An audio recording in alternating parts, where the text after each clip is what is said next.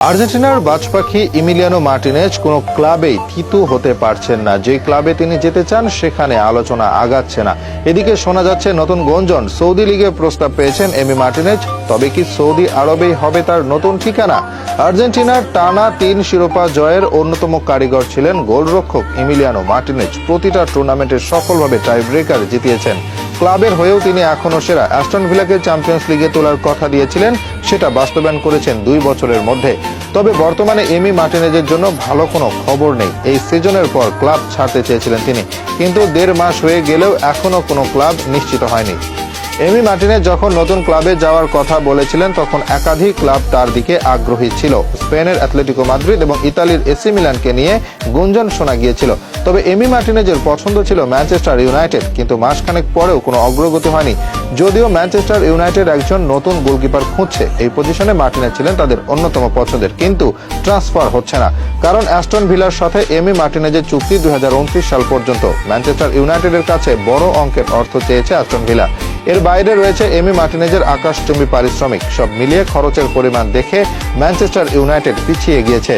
তবে Manchester United loan হিসেবে এমি মার্টিনেজকে নেওয়ার প্রস্তাব দিয়েছিল। সেই প্রস্তাব সরাসরি প্রত্যাখ্যান করেছে অ্যাস্টন ভিলা, যে কারণে এই দরজা অনেকটাই বন্ধ হয়ে গেছে। এমি মার্টিনেজের পছন্দ হলেও তিনি ম্যানচেস্টার ইউনাইটেডে যেতে পারছেন না, কারণ অ্যাস্টন ভিলার সাথে তার চুক্তি আছে। এই অবস্থায় এককভাবে তিনি সিদ্ধান্ত নিতে পারবেন না। এদিকে সৌদি আরবের ক্লাব থেকে মোটা অঙ্কের প্রস্তাব পেয়েছেন এমি মার্টিনেজ। তবে গুঞ্জন শোনা যাচ্ছে এখনই সৌদি আরবে তিনি যেতে চাচ্ছেন না, ফলে আপাতত তার ক্লাব বদলানোর সম্ভাবনা কম। অবশ্য বর্তমান ক্লাবে তিনি এখনো সেরা গোলকিপার। অ্যাস্টন ভিলার সাথে তার 2029 সাল পর্যন্ত চুক্তি রয়েছে। ক্লাবও তাকে রাখতে আগ্রহী, কিন্তু এমি মার্টিনেজ নিজে নতুন চ্যালেঞ্জ নিতে চেয়েছিলেন, সেজন্যই খুঁজছিলেন অন্য কোনো ক্লাব। তবে বর্তমানে তার ক্লাব পরিবর্তনের সম্ভাবনা খুব একটা জোরালো নয়। সেই হিসেবে এমি মার্টিনেজ অ্যাস্টন ভিলাতেই হয়তো থেকে যাবেন। সেটাই তার জন্য ভালো হবে, কারণ আগামী বছর বিশ্বকাপ রয়েছে। তার আগে ছন্দে থাকা গুরুত্বপূর্ণ। আর্জেন্টিনার সোনালী সময়ের অন্যতম যোদ্ধা এমি মার্টিনেজ। 2021 সাল থেকে চলছে আর্জেন্টাইনদের সুসময়।